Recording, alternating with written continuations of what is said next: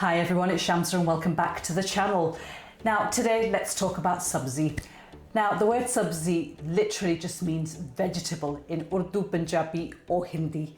And today we're making a mixed veg curry, which I think that is very underrated these days. Vegetables are very good for you, and growing up in the 80s, grandma and mum used to always make a vegetable curry a week, if not two actually. And this is what we grew on. This is the staples of a South Asian household in the 80s, mixed veg curry. And so easy, so cheap as well. They're not expensive. And I think what we've done is we've tuned our brains into thinking that we need to eat protein all the time, like constantly, just meat. And you do get fed up of it, and I want to be able to leave you with these curries that you can recreate at home in the comfort of your homes, using just fresh ingredients, no artificial colours, preservatives, just a good curry that's cooked at home. And today this is what we're going to be doing. So before we run through what you need, like always, please show your support. Subscribe to the channel, turn your bell notifications on for all things amazing like this, and let's start. So the ingredients you're going to need is as follows. I've got here carrots, which I've just peeled and chopped like that. I've got a cauliflower, which I just floreted into small pieces. And we have here a large potato, which I've cubed into small chunks. Now you want to keep the size roughly the same when you're cutting your vegetables, because that ensures that they'll cook through at the same time evenly. I've got oil, we need some diced onions, some chopped tomatoes, and we have here peas. I love peas in any curry, especially a vegetable curry. So if you don't like them, you can leave them out, but I will always add them in.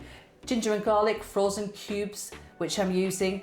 Chillies. Now, these vegetables are kind of bland, so they need flavour. So for heat, I'm adding 4 bird's eye chillies into this, and I've just sliced them all the way up like that.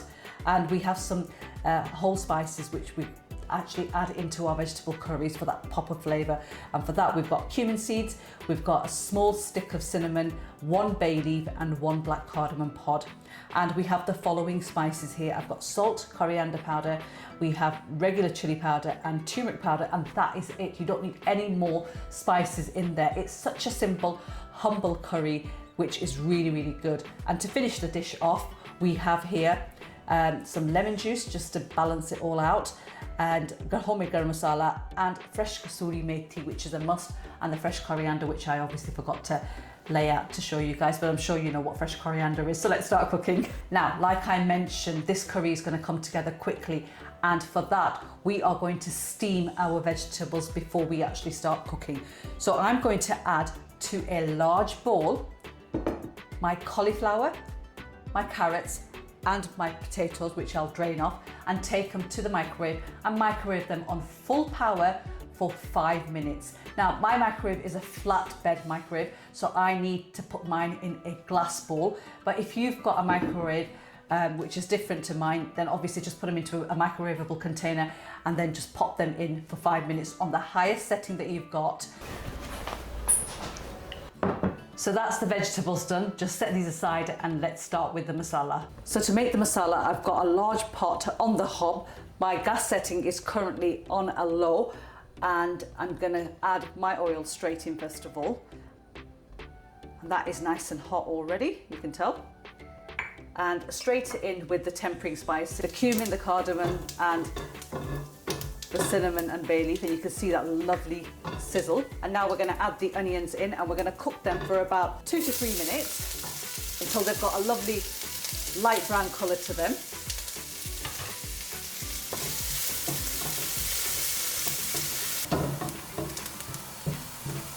And that is the colour we're looking for. Not too dark, just translucent and slightly coloured around the edges of those onions.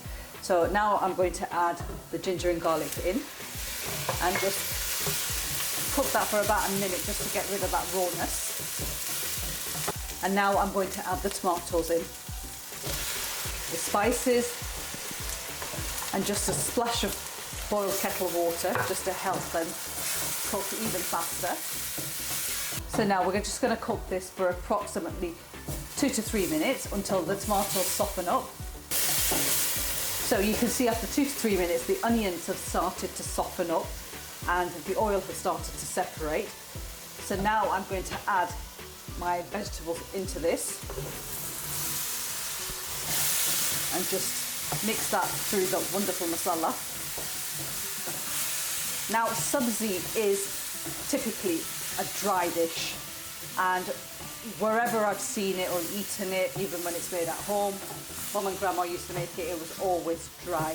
It's not a wet dish. So my gas flame has always been on a medium when I've been cooking this. And we're going to still cook this on a medium gas flame. And what we're going to do is just make sure that masala is mixed through those vegetables really well. Now I'm going to add a little bit more boiled kettle water into this, just to speed up the cooking time and just cook the vegetables through. So just mix that in. Right, so now what you want to do is you want to pop the lid on and you want to turn your hob down to a low to medium heat setting, and we're going to cook this for approximately 6 to 8 minutes, and I'll show you what you need to do next, but I'll see you guys back in 8 minutes time. Right, coming back to the curry, it's been 8 minutes that it's been cooking away, so I'm just going to remove the lid to show you how it looks. And all of that water that we added has evaporated, which is really good. The oil has started to separate and come around the edges, which is what we want. Now at this stage, I'm going to add my bird's eye chillies in, and also the frozen peas, and just mix that through. Just look at that wonderful colour. The peas really do add that vibrant pop of colour. And I'm also going to finish the dish off now because we're going to be steaming it for a further 2 to 3 minutes, just for those peas to cook through, which shouldn't take long. So to do that, I'm just going to add the homemade garam masala over the top like that. And I've got the dry fenugreek, which is the kasoori methi. I'm just going to add that to the palm of my hand, and I'm just going to crush that to give that more aroma and flavour, and just gently mix that through. It smells so good already. That methi is just so amazing. It just does something magical to the dish. And then I'm just going to pop the lid on, and I'm just going to allow that to steam away for about 2 to 3 minutes, just so the kasoori methi and the garam masala that we added will infuse into those vegetables, and it'll be ready to dish up in 3 minutes time. So I'll see you guys back then. And time to turn the hob off, and just look at that. And just to finish off, I'm just going to squeeze over the juice of half a lemon, sorry. And then a good handful of fresh coriander just over. And then just gently stir that through. And I'm just going to show you now. Just grab a potato and just cook. That's fully cooked.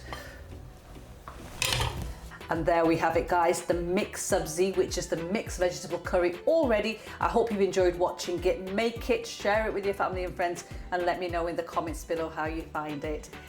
And I'll see you in my next video. Take care, thank you for watching. So the mixed subzi is ready. Now this is normally served with roti or parathas, which I'm having today, and also a side of a jar, which is pickle. So I'm just gonna tuck into this and tell you guys exactly how it is. So here goes, Bismillah.